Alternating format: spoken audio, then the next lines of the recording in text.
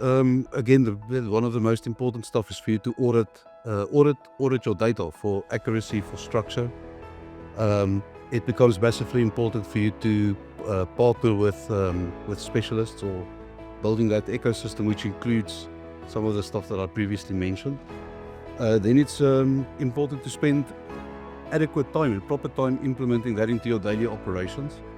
And then I think most probably the most important, and we saw it on the training side today, is to really spend time coaching your teams to act on insight, and not hindsight or fear any of these technologies, because that will empower them.